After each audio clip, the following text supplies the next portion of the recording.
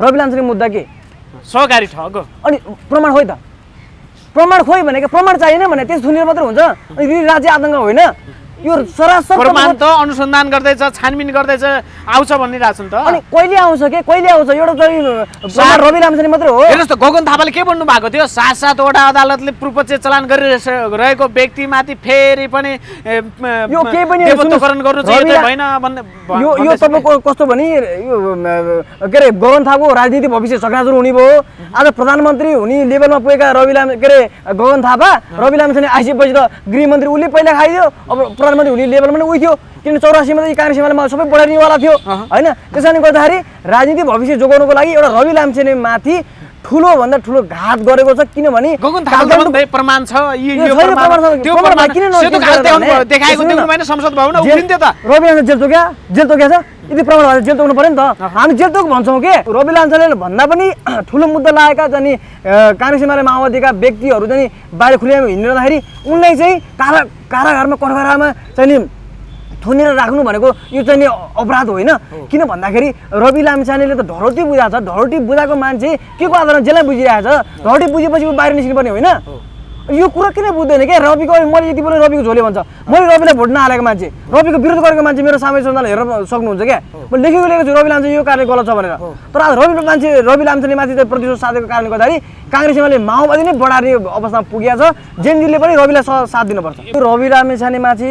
राज्यले चाहिँ नि प्रतिशोध साधेको हो यो चाहिँ राज्य आतंक हो यो चाहिँ निरङ्कुशताको प्रकाश हो किन भन्दाखेरि रवि लामछानेले जुन भ्रष्टाचारको फाइल खोल्दा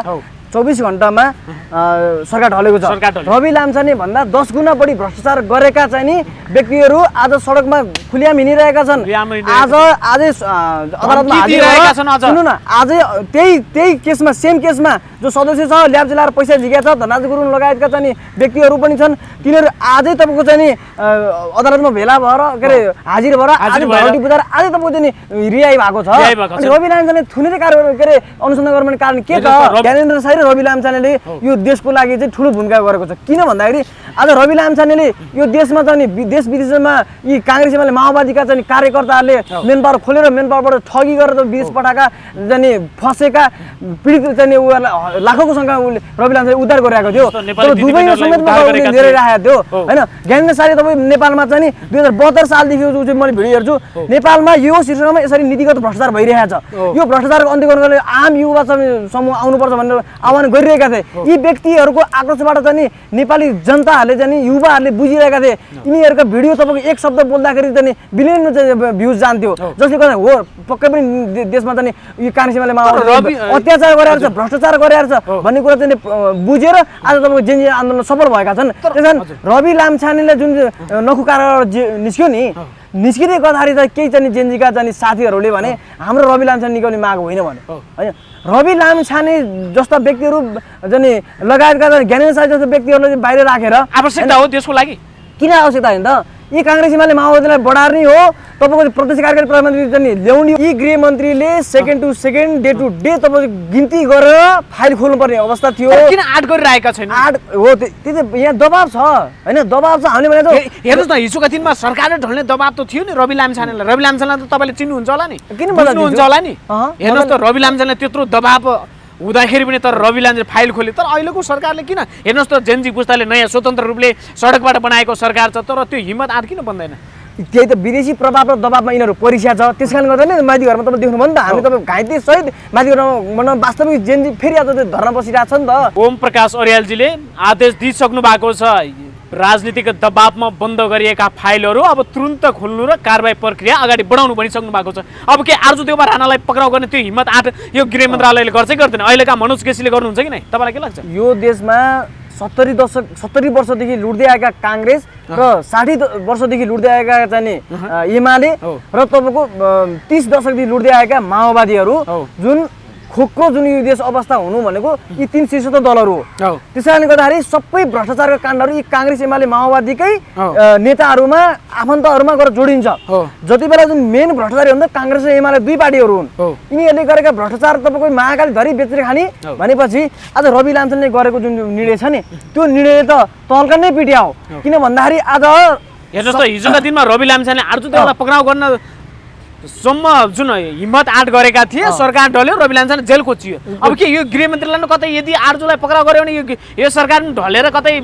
जाने त होइन त्यो अवस्था त बन्दैन कतै राजनीतिमा आफ्नो चाहिँ छोराले बाउले छोरा नभन्ने अवस्था छ त्यो संस्कारको विकास भएको छ सुशीला कार्कीजी तपाईँलाई के पदको डर लाग्यो लोभ लाग्यो तपाईँको त्यो कुर्सीमा अहिले पनि रगत गन्ध आइरहेछ तपाईँलाई अलिकति चेतना छ भने हिजो तपाईँ 23 गते जुन 21 जना मर्यो 19 जना त्यो दिन भोलिपल्ट 24 गते बिहान गरेर के भनेको थियो गृहमन्त्री राजीनामा दिएको थियो अघिल्लो दिन गृहमन्त्री राजीनामा दिएर हुँदैन त्यसलाई चाहिँ कारबाही गर्नुपर्छ जेल हाल्नुपर्छ भने होइन अनि जेल हाल्ने ठाउँमा गएपछि तपाईँले किन त्यसलाई कारबाही नगरेको तपाईँ मध्यावधि चुनाव गर्ने हाम्रो चाहिँ अहम भूमिका हाम्रो जिम्मेवारी यही हो भनेको छ यो होइन के प्रधानमन्त्रीज्यू जनताबाट प्रत्यक्ष निर्वाचित कार्यकारी प्रमुख हामीलाई चाहियो होइन यो लोकतन्त्रको उन्नत व्यवस्थापन त्यो हो नि त होइन यो संसदीय व्यवस्थाले आज तपाईँ खसीको टाउको देखाएर कुकुर मासु बेच्ने देखिएछ नि त होइन हो त्यो संसदीय व्यवस्था हामीले मानेकै छैन यसले चाहिँ करप्सन बढ्यो र प्रदेश संरचनाले जुन हामी यति सानो देशमा सानो जनसङ्ख्या भएको ठाउँमा प्रदेश आवश्यकता छैन माग पुरा भएन है तर सरकारले केही काम कदम गरिरहेको छ तर अस्ति के अरे हिजो जुन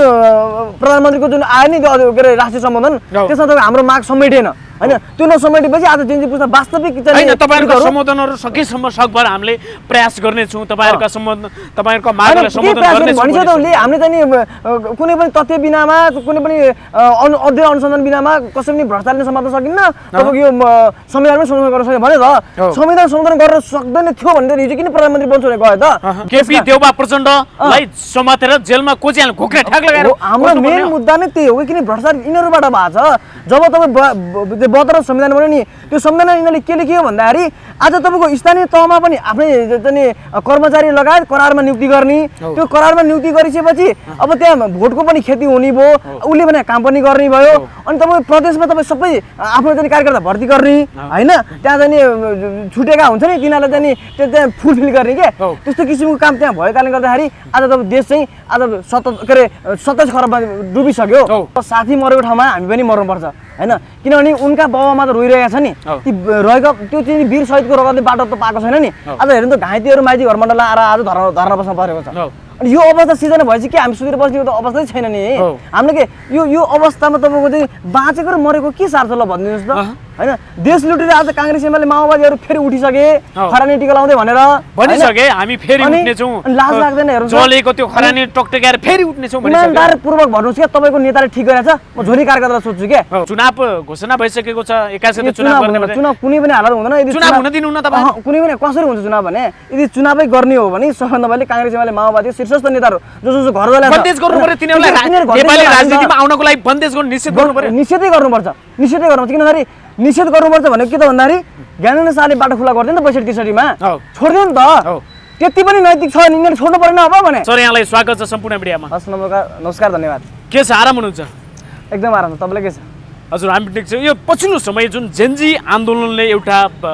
नेपाली समाजमा उथुलपुथुल आयो नेपाली राजनीतिलाई एउटा सत्ता नै ढल्यो यो अन्तरिम सरकार गठन भएको छ तर पनि जेनजी पुस्तालाई जेनजी युवालाई यो अन्तरिम सरकारले जुन गठन भएको छ जुन मन्त्रीमण्डल गठन भएको छ योबाट अझै पनि चित्त बुझिरहेको छैन के खास हुनुपर्ने के थियो भयो चाहिँ के यहाँबाट सुरु पुस्ताको माग सबभन्दा पहिला करप्सनको अन्त्य हो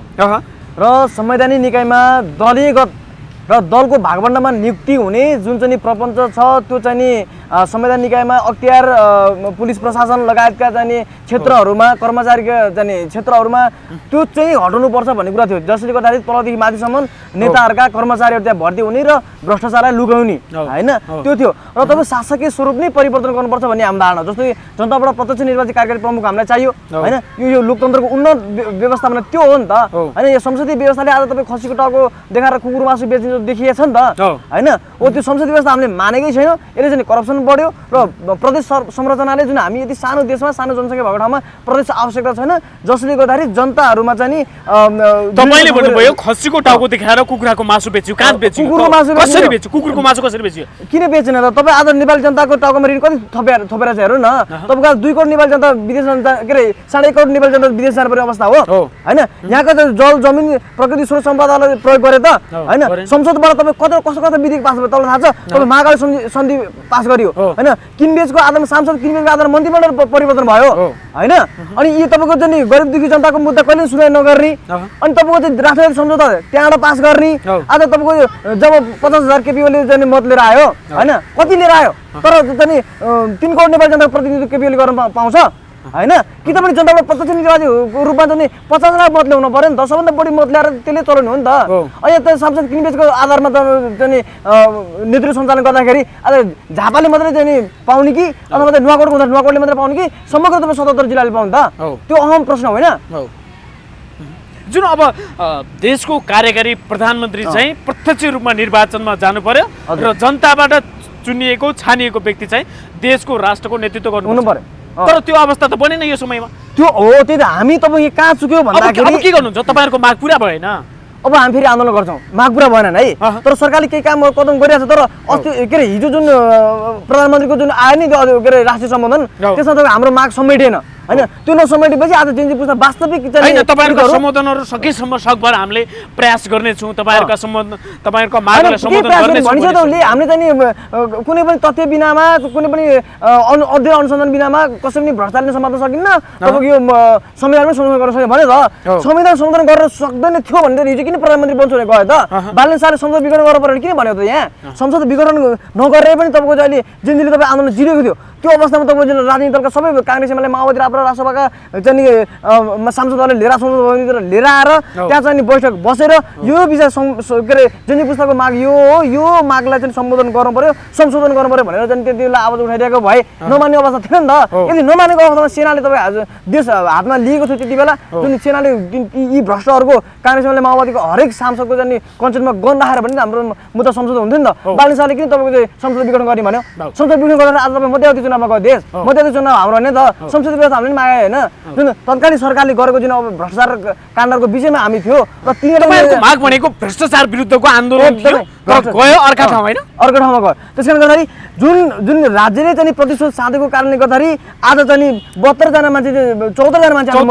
मृत्यु भइसक्यो अनि ती व्यक्तिहरूलाई कारबाही गरेको ठाउँमा ती भ्रष्टाचारीहरूलाई चाहिँ गृहमन्त्री सिडी काठमाडौँको सिडिओ केपी ओली लगायतका चाहिँ प्रचण्ड शेरबहादुरले चाहिँ जेलमा हाल्ने ठाउँमा सेनाको सुरक्षाबाट फेरि अहिले त घर घरमा चाहिँ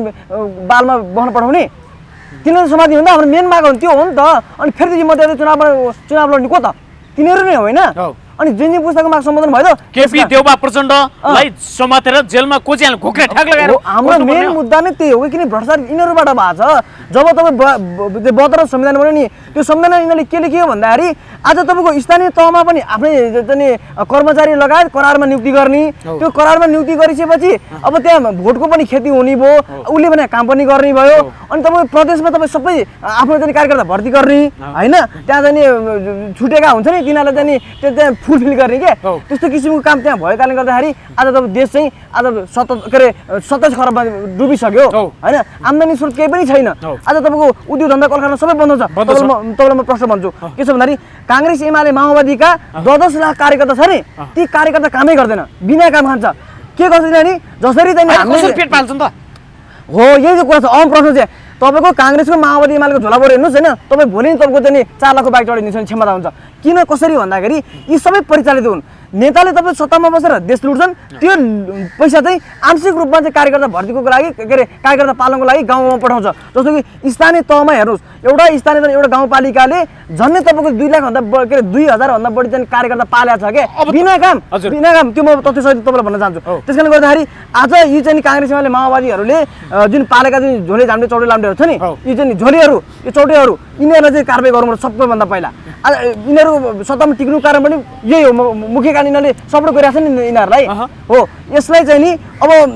ठेक्कापट्टा यिनीहरूलाई दिने अन्त 10-15 लाखको चाहिँ बजेट हालिदिने त्यसमा तपाईँको 2-4 लाखको काम गरेर अब तपाईँहरूले भन्नुभयो हाम्रो माग पुरा भएन हामी फेरि पनि सडकमा उत्रिन्छौँ भन्नुभयो यसको विकल्प छैन हेर्नुहोस् अब जेनजी पुस्ता सडकमा उत्रिनु पर्ने हो तपाईँ माइती घरमा देख्नु भयो फेरि मान्छेको रगतको खोला बग्ने हो हेर्नुहोस् त 74-75 जनाको रगतको खोलो बगेर जुन रगतलाई लतपत्तीको यो सरकार गठन भएको छ रगतका टाटाहरू अझै छन् जीवितै छन् यस्तो नि त जस्तो कि अब साथी मरेको ठाउँमा हामी पनि मर्नुपर्छ होइन किनभने उनका बाबामा त रोइरहेका छ नि ती रहेको त्यो चाहिँ वीर शहीदको रगतले बाटो त पाएको छैन नि आज हेर्नु त घाइतेहरू माइती घरमा आएर आज धर्ना बस्न परेको छ अनि यो अवस्था सिर्जना भएपछि के हामी सुतेर बस्ने त अवस्थै छैन नि हामीले के यो अवस्थामा तपाईँको चाहिँ बाँचेको र मरेको के सार छ ल भनिदिनुहोस् त होइन देश लुटेर आज काङ्ग्रेस एमाले माओवादीहरू फेरि उठिसके खरानी टिका लाउँदै भनेर भनिसके हामी फेरि उठ्नेछौँ लाज लाग्दैन हेर्नु जलेको त्यो खरानी टकटक्याएर फेरि उठ्नेछौँ इमानदारपूर्वक भन्नुहोस् क्या तपाईँको नेताले ठिक गरेछ म झोली कार्यकर्तालाई सोध्छु क्या होइन केपीले ठिक गरे भए यो अवस्था सिर्जना हुन्थ्यो त्यो तपाईँको चाहिँ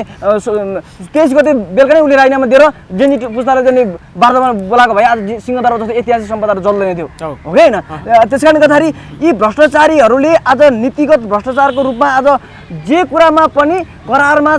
कर्मचारी नियुक्ति गरेर जुन अहिले स्वकीय सचिव एउटा सांसद स्वकीय सचिव राखे गाउँपालिकाको अध्यक्षले झरी उपाध्यक्ष झरी स्वकीय सचिव राखे स्वकीय सचिव लगायतका आफ्ना पार्टीका कार्यकर्ता झोले कार्यकर्ता सबैले खारेज गरिदिइसक्नु भएको छ अर्थमन्त्री रामेश्वर खनालजीले ठिक छ यो कुरा हामी करिब 24 करोड बचत भएको छ यतिको समयमा सुन्नुहोस् 24 करोड बचत भएको चाहिँ राम्रो हो र मेन कुरा भनेको हामीले यो संसदीय व्यवस्था मानेकै छैन यो संविधान पनि मानेकै छैन अध्यादेश तत्काल जारी गरोस् जसमा चाहिँ प्रत्यक्ष निर्वाचित कार्यकारी प्रमुख प्रधानमन्त्री हैन तपाई व्यवस्थाको व्यवस्था बदल्ने कि अवस्था बदल्ने अवस्था बदल्ने तर शासकीय स्वरूप परिवर्तन गर्नै पर्छ संवैधानिक रूपमा चाहिँ के अरे अब शासकीय स्वरूपमा चाहिँ नि अब राष्ट्रपति अब त्यो के अरे राष्ट्रपति भनेको अब नेताले दलले चुन्छ प्रत्यक्ष कार्यकारी प्रधानमन्त्री चाहिँ प्रत्यक्ष कार्यकारी प्रधानमन्त्री चाहिँ जसरी पनि जनताले चुन्नुपर्छ त्यो माग पूरा हुनुपर्छ त्यसमा अडिग हुनुहुन्छ तपाईहरु लिनु भएको छ न दायाँमा हुँदैन हैन त्यसमा दायाँमा हुने कुरै हुँदैन नि किनभने यत्रो मान्छे मरिसके अब फागुन 21 गते चुनाव घोषणा भइसकेको छ 21 गते चुनाव गर्ने चुनाव कुनै पनि हालत हुँदैन यदि चुनाव हुन दिनुहुन्न तपाईहरु कुनै पनि कसरी हुन्छ चुनाव भने यदि चुनावै गर्ने हो भने सबभन्दा पहिले कांग्रेस एमाले माओवादी शीर्षस्थ नेताहरू जो घर जला बन्देज गर्नु पर्यो तिनीहरुलाई नेपाली राजनीतिमा आउनको लागि बन्देज गर्नु निषेध गर्नु पर्यो निषेधै गर्नुपर्छ किनभने निषेध गर्नुपर्छ भनेको के त भन्दाखेरि ज्ञानेन्द्र शाहले बाटो खुला गर्दैन 62-63 मा छोड्दियो नि त त्यति पनि नैतिक छ नि यिनीहरु छोड्नु परेन अब भने ज्ञानेन्द्र शाहले त घर जला थिएन नि त उले त भौतिक रूपमा आक्रमण पनि गरेको थिएन नि त हैन यिनीहरु त घरमै गएर पिट्या हैन घरै जलाइदिए हैन अनि अलिकति आत्मसमीक्षा गर्नु पर्दैन तल स्तर कार्यक्रमले जेन्जी पुस्तक माग सम्बोधन गर्छु भने तपाईको त्यति बेला आएर यही संसदबाट भन्न सकिन्छ अनि यति बेला पनि तपाईको चाहिँ आज विदेशीको आडमा यिनीहरुको घरमै गएर आगो झोसेर आँखा मिच्दै बाहिर निस्किन्छन् तर पनि आज होस खुलेको छैन हैन होस खुलेको छैन भनेपछि यिनीहरुको होस कहिले पनि खुल्दैन के त्यसैले अब पनि राज्य दोहन गर्नको लागि 21 जुन फागुन 21 चुनाव तोकिएको छ त्यो चुनावमा कांग्रेस एमाले माओवादी शीर्षस्थ नेताले भाग लिनै पाउँदैन हैन राम्रा नेता छ त तपाई जेन्जी पुस्तक घुसपेट भनेको घुसपेट होइन घुसपेट भए त सुनिल शर्माहरुको पनि घर जल्थ्यो होला नि त चन्द्र भण्डारीको घर जल्थ्यो होला नि त भीमरावको जल्थ्यो खोइ जलेन नि त त्यसकारणले गर्दा पार्टी कार्यालय जल्थ्यो होला रापरवा पार्टी कार्यालय जल्थ्यो होला कसैले जलेको छैन त्यसकारणले हेर्नुस् अब यहाँ म जेन्जी पुस्तकलाई मेरो के जुन 11 जना प्रतिनिधि छ सुदन गुरुङले म भन्न चाहन्छु तपाईले यो आन्दोलनको जिम्मा लिनुस् के यो जिम्मा लिएन नि के हुन्छ भन्दाखेरि आज यी दलहरुले राजनीतिले के भनेको छ भन्दाखेरि यो घुसपेट भएको छ भनेको छ हो घुसपेट भनेर जेन्जी पुस्तकले स्वीकारेपछि के हुन्छ भने भट्टाबाट जसले चाहिँ सिंहदरबारमा चाहिँ आगजनी गर्यो 45 जना पक्राउ परेका छन् जेन्जी आन्दोलनमा अराजक मचाउने विध्वंस मचाउनेले 45 जना जसले भ्रष्ट नेताहरुको सम्पत्ति काला धन आगो लगायो पर्दाफास गर्यो ती व्यक्तिलाई समातेर जेलमा हालिदैछ हैन भनेपछि यो भन्दा विडम्बनाको कुरा के हुन्छ आज तपाईको चाहिँ नि तिनीहरुले गर्दा आन्दोलन सफल भयो अनि तिनीहरु समयसम्मलाई सुन्यो अनि हामी जेन्जी पुस्ताले यो त घुसपेट हो ठिकै छ भन्ने घुसपेट भन्ने कुरा शब्द जेन्जी पुस्ताले कुनै हालतमा स्वीकार हुँदैन यो चाहिँ नि कांग्रेस एमाले माओवादी भ्रष्ट नीतिले गर्दाखेरि आक्रोश जनताले गरेको जुन वितण्डा हो जुन कांग्रेसको घरमा जुन कांग्रेसका सभापति शेरबहादुर देउबाको घरमा जुन घर जलिसक्यो पैसा सकिदैन प्रचण्डको घरमा त्यसै देखियो ऊर्जा मन्त्री दीपक खड्काको घरमा त्यस्तै देखियो अनि यो पैसालाई तपाईले कसरी हेर्नु भएको छ कहाँबाट आयो पैसा यही त यो देशैभरिको पैसा लुटेको पैसा शेरबहादुर केपी ओली प्रचण्डको घरमा रहेछ दीपक खड्काको घरमा देशैभरिको लुटेको पैसा आज बजार पैसाको हाकार किन भयो भन्दा त जम्मै काला धनको रूपमा त नि शेरबहादुर 3 कोठाभरि पैसा क्या त्यहाँ त तपाईको झन्डै तपाईको चाहिँ 1000 मान्छेले लैसकेर पनि बागिरहेको पैसाहरु के त्यो त जमिन मुनि खडेर खाल्टो देख्नु भने पानीको ट्याङ्की हो रे नकली कागज हुनु रे फेक भिडियो बनाएर जे पनि भनिन्छ हो हेर्नुस् त देउबाको सचिवालयले भनेन फेक भिडियो बनाए बदनाम गर्न खोज्यो तपाईले यस्तो कुरा नपत्याइदिनुस् यो कुरा कल्पित हो भ्रष्टाचारीहरु जोगिन खोजेको जुन यो उपाय हो हैन यसमा कुनै विषय त्यसकारण तत्काल अर्को कुरो केही पनि गर्न परेन जुन भ्रष्टाचार गरेको हो कि हैन भन्ने कुरा जुन जलेको त्यो आधा नोटले देखाइन्छ यति बेलै एनी हाउ तपाईँ पक्राउ गर्नु पर्यो के सरकारले जेन्जीको छानबिनको लागि चाहिँ समिति बनाएको छ यसलाई कसरी हेर्नु भएको छ यो समिति त धेरै पल्ट बन्दाको हो 3 महिनाको लागि 3 महिनाको म्यान्डेट लिएर गएको छ मैदानमा छानबिनको लागि र पक्राउ गर्ने सम्भावना देखिरहेको छ यो हिजैदेखि अब पहिलेदेखिको नियमित प्रक्रिया हो यसले केही पनि अर्थ लाउने छैन हैन देखिसक्यो त आज प्रमाण छ्यासाइती बजारमा आउँदाखेरि कांग्रेस एमाले माओवादीले समात्न नसक्ने भनेपछि समातेर देखाउनुस् त यी शीर्षस्थ नेतालाई समात्नुस् हैन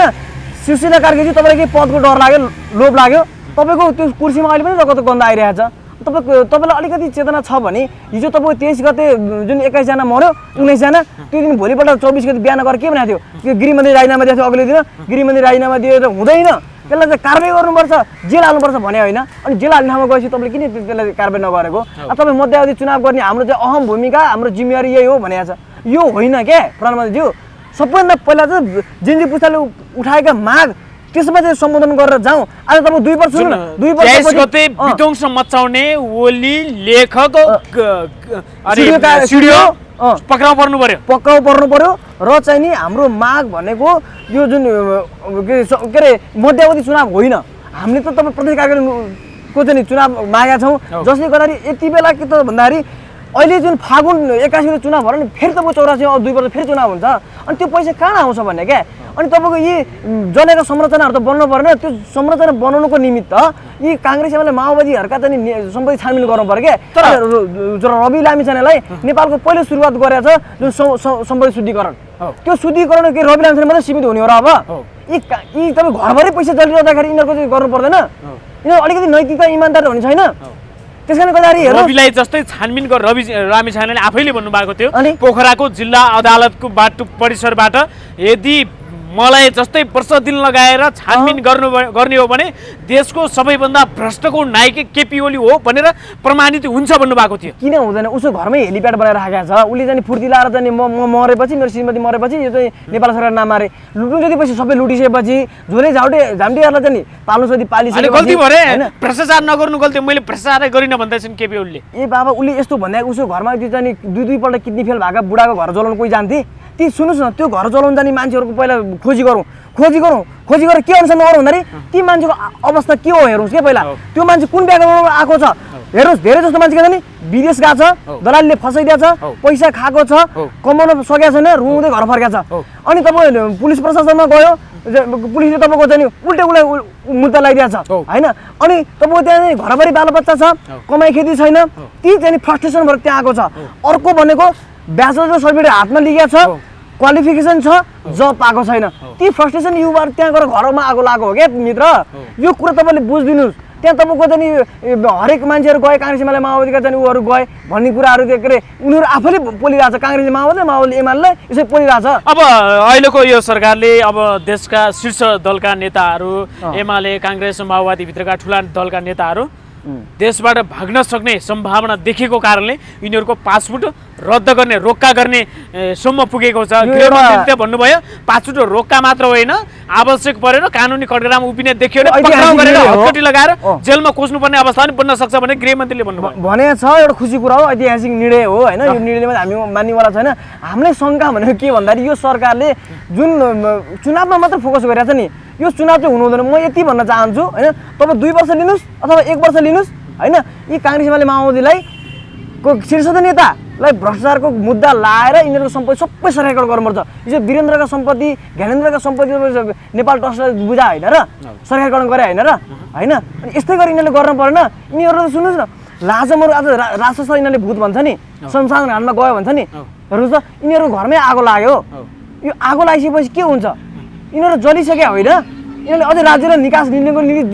जेनजी पुस्ताको लागि हामी चाहिँ लड्छौँ भनेर हाम्रो माग चाहिँ स्वतः स्फूर्त रूपमा आएर सम्बोधन गर्ने ठाउँमा उल्टै तपाईँको चाहिँ आज त हाम्रो नै जित भयो, हाम्रो के बिग्रिया छ र, हामीले के गरेको छ र, घुसपेट भएर गरेन हो भनेर। यतिखेर त झोले ट्रेन चलिसकेका छ। KP Oli I love you भनेर गुड्डुमा गएर आई लभ यु भनेका नाराहरू उठिरहेको छन्, जागिरहेका छन्। यी भनेको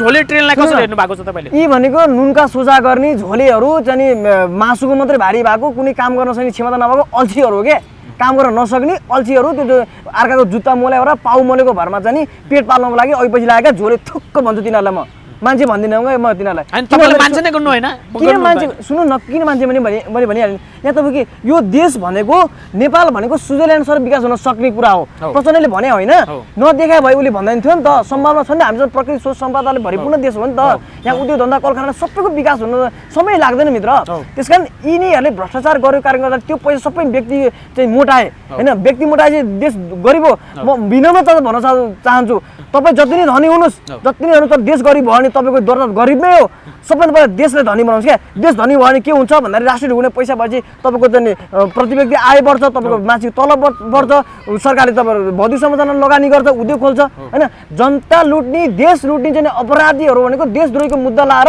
आजीवन कारावासको चाहिँ सजायको कानुन बनाउनु पर्यो अनि यसरी हुने हो नि त विकास आजीवन कारावासको हाल्नु पर्यो होइन इटुला दल काट्ने शीर्ष दल काट्ने यसो गरेपछि जेन्जी पुस्ताको माग सम्बन्ध हुन्छ र सबै मानिसहरूले सबै युवाहरूले चाहिँ यो देशमै रोजगार पाउँछ त्यो सम्भावना हाम्रो चाहिँ नि प्रचुर मात्रामा चाहिँ छ तपाईँले पनि देख्नु भएको छ भने आज भुटान हामीभन्दा चाहिँ कमजोर राष्ट्र आज हामीभन्दा चाहिँ नेक्स्ट लेभलमा पुगिसक्यो तर यतिखेर जुन अब प्रधान के अरे गृहमन्त्री जुन सिआइबीमै गएर चाहिँ उहाँले निर्देशन दिइसक्नु भएको छ राजनीतिक दबावमा थन्किएका बन्द गरिएका फाइलहरू अब खोल्नु जसरी हुन्छ खोल्नु र आफ्नो जुन कानुनी कारबाही अगाडि बढाउनु भनिसक्नु भएको छ भुटानी शरणार्थी काण्ड जुन आर्जु देउबा राणा जुन योभन्दा पहिलाको प्रचण्डको सरकार हुँदाखेरि गृहमन्त्री रवि लामिछाने हुँदाखेरि जुन भुटानी शरणार्थी प्रकरणमा बेचैन जहाँ पक्राउ परे र त्यसपछि आर्जु देउबा राणा पक्राउ पर्ने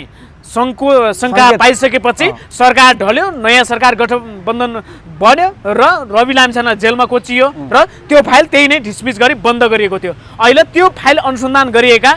सिआइबी प्रमुख मनोज केसीलाई त्यतिखेर सरुवा गरिएको थियो फेरि यो सरकारले त्यही ठाउँमा ल्याएको छ सिआइबी प्रमुखमा नियुक्ति गरेको छ अब के त निष्पक्ष ढङ्गले मनोज केसीजीले सिआइबीले पक्राउ गर्छ अब आर्जु देउबालाई तुरुन्तै गर्ला अब यति बेला यो सरकार यति निरङ्कुश गृहमन्त्रीले आदेश दिइसक्नु भएको छ दबावमा भएका फाइलहरू कुनै पनि रोकिन भएन अब गर्दैन गर्छ भने विश्वास चाहिँ हामीलाई छ होइन जुन भुटानी शरणार्थीको प्रकरणको फाइल खोल्दै गर्दा जुन पहिलाको सरकार जुन प्रचण्ड नेतृत्वको सरकारमा गृहमन्त्री रवि लामिछाने हुन्थ्यो रवि लामिछानेले भुटानी शरणार्थीको फाइल खोल्दै गर्दा त्यसमा अनुसन्धान गर्ने सिआइबी प्रमुख मनोज केसी हुनुहुन्थ्यो र त्यतिखेर बेचैन जहाँ पक्राउ परे र बेचैन जहाँ पक्राउ परेको 24 घण्टामा सरकार ढल्यो जुन आर्जु देउबा राणालाई पक्राउ गर्ने शङ्का पानेपछि सरकार ढलेको थियो र त्यतिखेर सरकार ढलेपछि नयाँ सरकार गठबन्धनमा चाहिँ एमाले काङ्ग्रेसको गठबन्धन सरकार बन्यो र मनोज केसीलाई सरुवा गरियो र भुटानी शरणार्थी प्रकरणको फाइल बन्द गरिएको थियो र अहिलेका गृहमन्त्री ओम प्रकाश अर्यालजीले आदेश दिइसक्नु भएको छ राजनीतिक दबावमा बन्द गरिएका फाइलहरू अब तुरुन्त खोल्नु र कारबाही प्रक्रिया अगाडि बढाउनु भनिसक्नु भएको छ अब के आर्जु देउबा राणालाई पक्राउ गर्ने त्यो हिम्मत आँट यो गृह मन्त्रालयले गर्छै गर्दैन अहिलेका मनोज केसीले गर्नुहुन्छ कि नै तपाईँलाई के लाग्छ यो देशमा 70 वर्षदेखि लुट्दै आएका काङ्ग्रेस र 60 वर्षदेखि लुट्दै आएका चाहिँ एमाले र तपाईँको 30 दशकदेखि लुट्दै आएका माओवादीहरू जुन खोक्रो जुन यो देश अवस्था हुनु भनेको यी 3 शीर्षस्थ दलहरू हो त्यसैले गर्दाखेरि सबै भ्रष्टाचारका काण्डहरू यी काङ्ग्रेस एमाले माओवादीकै नेताहरूमा आफन्तहरूमा गएर जोडिन्छ जति बेला जुन मेन भ्रष्टाचारी हुन्छ काङ्ग्रेस र एमाले दुई पार्टीहरू हुन् यिनीहरूले गरेका भ्रष्टाचार तपाईँको महाकाली धरी बेचेर खाने भनेपछि आज रवि लामिछानेले गरेको जुन निर्णय छ नि त्यो निर्णयले त तल्का नै पिट्या हो किन भन्दाखेरि आज हेर्नुहोस् त हिजोका दिनमा रवि लामिछानेले आर्जु देउबालाई पक्राउ गर्न सम्म जुन हिम्मत आँट गरेका थिए सरकार ढल्यो रवि लामिछाने जेल कोचियो अब के यो गृहमन्त्रीलाई कतै यदि आर्जुलाई पक्राउ गर्यो भने यो सरकार ढलेर कतै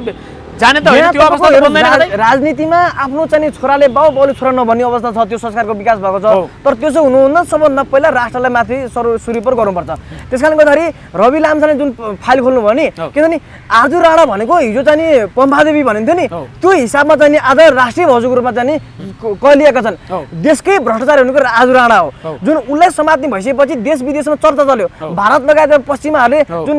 शेरबहादुर देउवा भनेको त युरोप अमेरिकनको दलाल पनि हुन् भारतीय दलाल पनि हुन् त्यसले गर्दा त्यहाँ अब तिमीहरू काङ्ग्रेस एमाले मिल्नु पर्यो होइन यो सरकार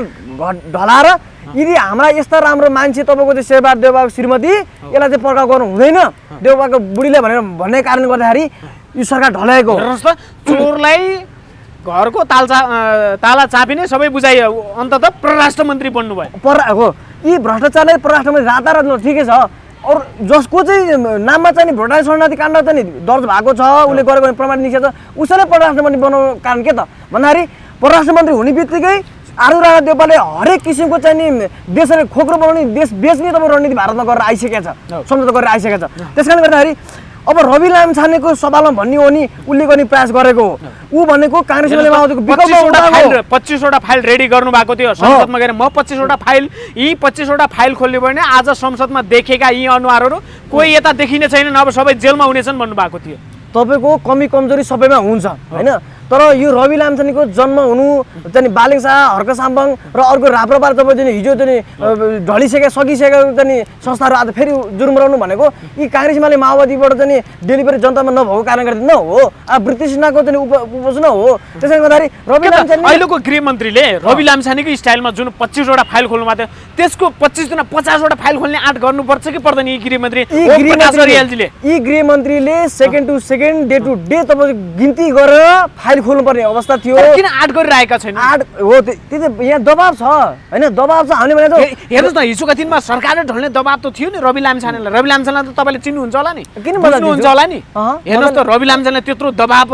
हुँदाखेरि पनि तर रवि लामछाने फाइल खोले। तर अहिलेको सरकारले किन? हेर्नुहोस् त, जेनजी पुस्ताले नयाँ स्वतन्त्र रूपले सडकबाट बनाएको सरकार छ, तर त्यो हिम्मत आँट किन बन्दैन? त्यही त विदेशी प्रभाव र दबाबमा यिनीहरू परिस्या छ। त्यस कारणले गर्दा नै माथि घरमा तपाईँ देख्नुभयो नि त, हामी तपाईँ घाइते सहित माथि घरमा वास्तविक जेनजी फेरि आज धर्ना बसिरहेको छ नि त। त्यस कारणले हामी यो अब त्यसो हुनेवाला छैन है। प्रश्न हुनु मित्र, हामीले त काङ्ग्रेस एमाले माओवादीको घरमा त लगाउँ। यी तपाईँको सुशीला कार्कीको नेतृत्वका मन्त्रीमण्डलले यदि जनता काम गरेर भने देश विदेश जहाँ नि पानीमा पनि छोड्ने छैन, उनीहरूको चाहिँ मान्छे नै जलाउने अवस्थामा सिर्जना हुन्छ क्या। किन आक्रोश छ नि त, त्यत्रो मान्छे मरिसकेका छ नि त।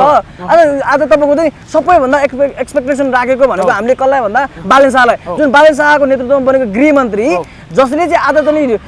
दिन गनेर तपाईँको काम गर्नुपर्ने ठाउँमा आज जम्मा उसले एउटा मात्रै निर्णय गरेको छ। त्यो निर्णयमा हुँदैन नि त। सबभन्दा पहिला तपाईँ हाम्रो माग भनेको करप्सन हो, भ्रष्टाचारीलाई कारवाही गर्ने हो। शेरबहादुर देवल लगायतका चाहिँ सम्पत्ति छानबिन गरेर चाहिँ थुन्नुपर्ने ठाउँमा यिनीहरूलाई खुलेआम चाहिँ चरण हिँड्न दिइरहेको छ। हामी सक्दैनौँ चाहिँ यो अब कानुन प्रक्रियामा गएर हुन्छ भनिरहेको छ। यसरी तपाईँको हुँदैन नि त। हामीले त राइट खोजेको हो क्या। अब जुन एमाले काङ्ग्रेसले प्रतिशोध साधेर रवि लामछानेलाई सहकारी प्रकरणमा फनी घुमाएर जेलभित्र कोचिदिएका छन्। अब यो मुद्दालाई कसरी अगाडि बढाउला यो नयाँ सरकारले? अब यही प्रधानमन्त्री सुशीला कार्कीजीले नै भन्नुभएको थियो योभन्दा पहिला, रवि लामछानेमाथि ठुलो अन्याय अत्याचार गरे तर करोडौँ भ्रष्टाचार गर्ने देशै बेच्नेहरू खुल्ला हिँडिरहेका थिए। तर अब यो नयाँ सरकारले कसरी हेर्छ? तपाईँले के बुझ्नु भएको छ? यो रवि लामछानेमाथि राज्यले चाहिँ नि प्रतिशोध साधेको हो। यो चाहिँ राज्य आतङ्क हो, यो चाहिँ नि निरङ्कुशताको प्रकाश हो। किन भन्दाखेरि रवि लामछानेले जुन भ्रष्टाचारको फाइल खोल्दा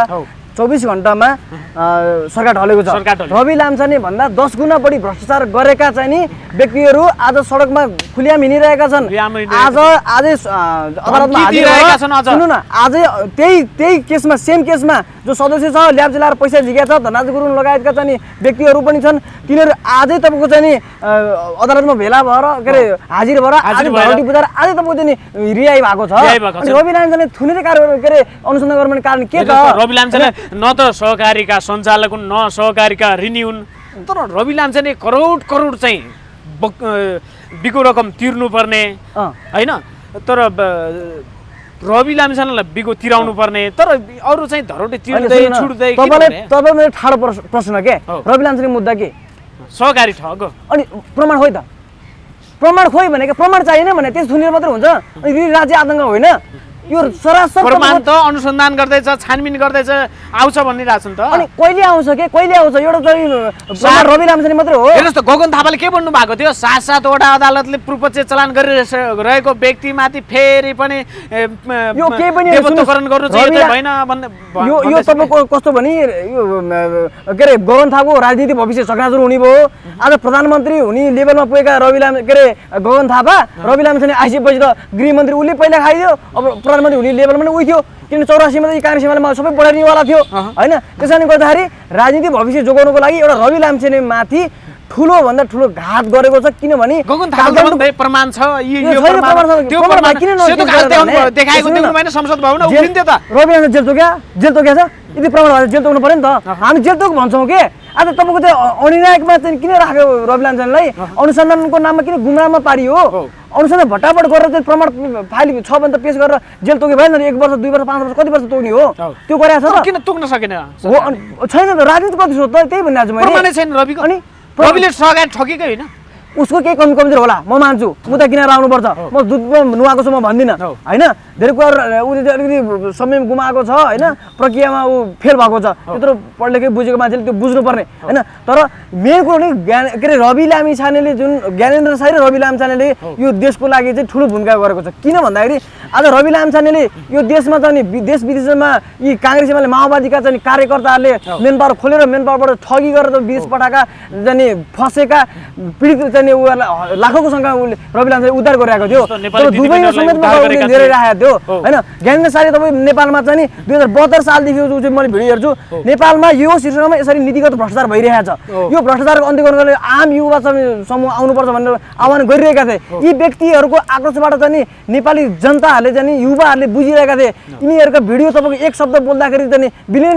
भ्युज जान्थ्यो जसले गर्दा हो पक्कै पनि देशमा चाहिँ यो काङ्ग्रेस एमाले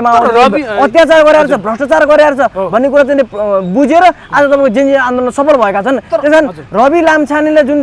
नखु कारागारबाट निस्क्यो नि निस्किँदै गर्दाखेरि चाहिँ केही चाहिँ जेनजीका चाहिँ साथीहरूले भने हाम्रो रवि लामिछाने निकाल्ने माग होइन भने होइन रवि लामिछाने जस्ता व्यक्तिहरू चाहिँ लगायतका ज्ञानेन्द्र साई जस्ता व्यक्तिहरूलाई बाहिर राखेर आवश्यकता हो त्यसको लागि किन आवश्यकता होइन त यी काङ्ग्रेस एमाले माओवादीलाई बढार्ने हो तपाईँको प्रदेश कार्यकारी प्रधानमन्त्री चाहिँ ल्याउने हो भने यी चाहिँ काङ्ग्रेस एमाले माओवादी भन्दा व्यक्तिगत बाहिरका चाहिँ व्यक्तिहरू चाहे राजसभा हो चाहे राप्रपा हो त्यो ल्याउनुपर्छ अहिलेको समयमा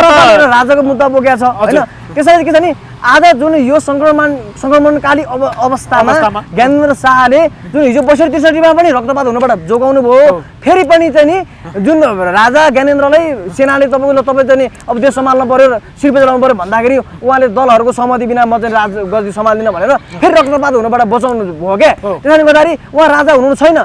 यदि नेपाली जनताले ल्याउँछ भने म बन्छु भन्ने कुरो ऊ देशको नेतृत्व लिन्छु भन्ने धारणा छ अब हामीले चाहिँ राजा भन्ने आवश्यकता पनि छैन आज हामी अवस्था परिवर्तनलाई लागौँ यदि ज्ञानेन्द्र शाहलाई नेपाली जनताले ल्याउँछ भने लिएर सम्मानपूर्वक राखौँ र ज्ञानेन्द्र शाहप्रति हुने नकारात्मक टिका टिप्पणी नगरौँ कसरी राजा यो समयमा संसदीय संविधान अन्तर्गत रहेर त अबको विकल्प भनेको त राजसभा मात्रै देखेन भने राजसभा राप्रपा हेर्नुहोस् त एमाले काङ्ग्रेसलाई तपाईँहरू जेनजी पुस्ताले नै भनिरहनु भएको छ अब यिनीहरूलाई नेपाली राजनीतिमा निषेध गर्नुपर्छ अब यही दुई दल मात्रै भएन राजसभा मात्रै देखिएन जनता सामु जनताका मुद्दा उठाएको त यहाँ नेपाली समाजमा के भन्दाखेरि राजनीति संस्कार भएन एउटा कुरो अर्को कुरो निषेधको राजनीति भयो निषेधको राजनीति कहिले पनि गन्तव्य पुगिँदैन किनभने आज जेनजी पुस्ताले भनेको छ कोही भन्छ तपाईँ 28 वर्ष भन्दा मुनिकालाई 13 वर्षभन्दा माथिकालाई मात्रै गर्नुपर्छ भनेको छ कसैले भनेको छ हामी जेनजी मात्रै गर्नुपर्छ कहाँ पार्टीका चाहिँ ट्याग लगाएका हिजो चाहिँ पार्टीमा हिँडेकाहरूलाई ल्याउँदिन भनेको छ अनि के बहुदलीय प्रजातन्त्र किन ल्याएको छ भए राजनीति दलमा आस्था राख्न पर्ने भए हरेक मान्छे राजनीति दलमा आस्था राख्न पाउँछ तर आफ्नो चाहिँ नेताले पार्टीले गरेको भ्रष्टाचारको विरुद्धमा चाहिँ बोल्न सकेको मान्छेहरू बोलिरहेका मान्छेहरू यदि त्यो पार्टी छोडेर फेरि स्वतन्त्र रूपमा आउँछु यो जेनजी पुस्ताको मागलाई सम्बोधन गर्छु भने आउँछ नि उनीहरूले किन ठाउँ नदिने होइन जेनजी पुस्ता कसले चाहिँ लिडिङ गर्न सक्छ ल तपाईँ पार्टी खोलेर चुनावमा लडोस् त राजसभाले त भनिसकेको छ जेनजी पुस्ताका जेनजीका मागहरू जसरी पनि पक्राउ गर्नुपर्छ राजसभाले भनिसकेको छ एमाले काङ्ग्रेस माओवादीका ती ठुला शीर्ष दलका नेताहरूलाई नेपाली राजनीतिबाट निषेध गर्नुपर्छ भनिसक्यो त उसले त निषेध गर्नुपर्छ यो हो पनि किन भन्दाखेरि अब के त रवि लामिछाने यतिखेर जेलमा हुनुहुन्छ पूर्वपक्ष चलान हुनुभएको छ के त उहाँको मुद्दालाई किनारा लगाउने अवस्था बन्छ कि बन्दैन लगाउनु पर्छ कि पर्दैन तपाईँहरूको जेनजीको माग के कस्तो छ रवि लामिछानेको मुद्दाको विषयमा यी काङ्ग्रेस एमाले प्रतिशोध साधेर गरिरहेछ अब निष्पक्ष ढङ्गबाट फेरि तपाईँको फाइल ओपन गरेर छिटोभन्दा छिटो द्रुत गतिमा तपाईँको उहाँको मुद्दा छिनोपान लगाउनुपर्छ र आगामी नेतृत्वमा सबै पार्टीमा भन्छु सबै के अरे काङ्ग्रेस एमाले माओवादीभन्दा बाहेकका पार्टीहरू यता आउनुपर्छ मधेसका केही पुराना दल बाहेक उनीहरू नै यता आउनुपर्छ अन्त जेनजी पुस्ताको माग सम्बोधन गर्नलाई नेपाललाई त अब सार्वभौमिकता अखण्डतालाई कायम राख्नको निमित्त सबैको अहम भूमिका हुनु पर्यो तर यहाँ चाहिँ प्रतिशोधको भावना कसैले राख्नु भएन होइन 46 सालदेखि चाहिँ उच्च पदमा रहेका हरेक नेता कर्मचारी राजालाई पनि छानबिन गर्नुपर्छ उहाँ पनि पदमा हुनुहुन्थ्यो आयोग बन्नु पर्यो के हजुर तर यतिखेरको समयमा नयाँ जेनजी पुस्ताले एउटा विद्रोह गरेर चाहिँ जुन नयाँ एउटा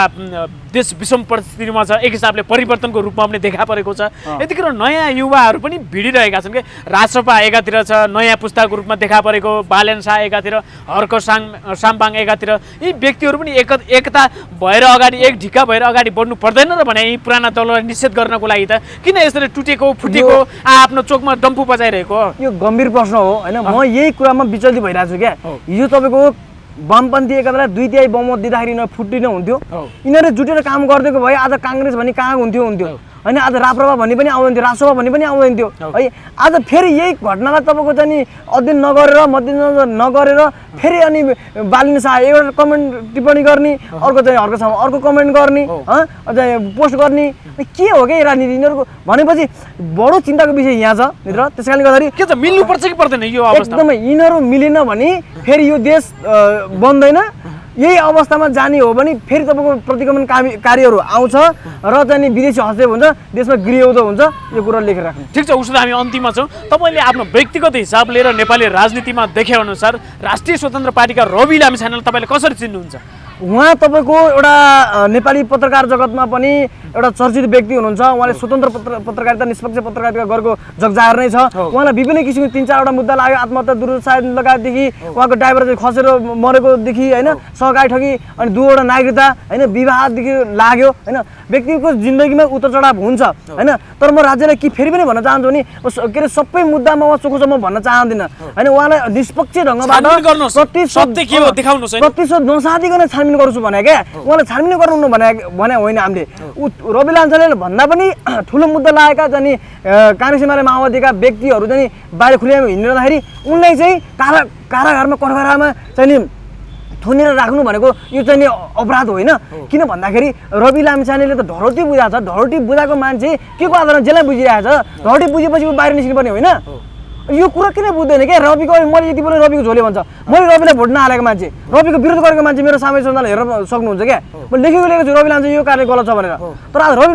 रवि लामिछाने माथि चाहिँ प्रतिशोध साधेको कारणले गर्दाखेरि काङ्ग्रेस एमाले माओवादी नै बढार्ने अवस्थामा पुगेको छ। जेनजीले पनि रविलाई साथ दिनुपर्छ। एमाले काङ्ग्रेस माओवादीले बढार्नको लागि रवि लामिछानेको आवश्यकता छ होइन? तर म झोले होइन, फेरि यहाँ रविको झोले आवश्यकता छ। अब पुरानो दलहरूलाई निश्चित गर्नको लागि रवि लामिछानेको आवश्यकता छ। आवश्यकता छ। मैले चाहिँ राप्रपाको विचार बोल हिँड्ने मान्छे म प्रश्न भन्छु होइन। होइन यति बेला तपाईँ राजाले चाहिँ निभाएको भूमिका पनि मलाई एकदमै खुसी लागेको छ। उहाँले तपाईँको राजा बन्न चाहनुहुन्न, किन यदि उहाँ आउनुभएको भए रक्तपात हुन्थ्यो। यो एकदम खुसीको कुरा हो। राजालाई राजाको सम्मानमा उहाँ बसिरहनु भएको छ, शिरपेच भन्दा पनि ढाका टोपी पनि सुहाएको छ। यही भन्न चाहन्छु। हस्, धन्यवाद। हस्, धन्यवाद तपाईँलाई।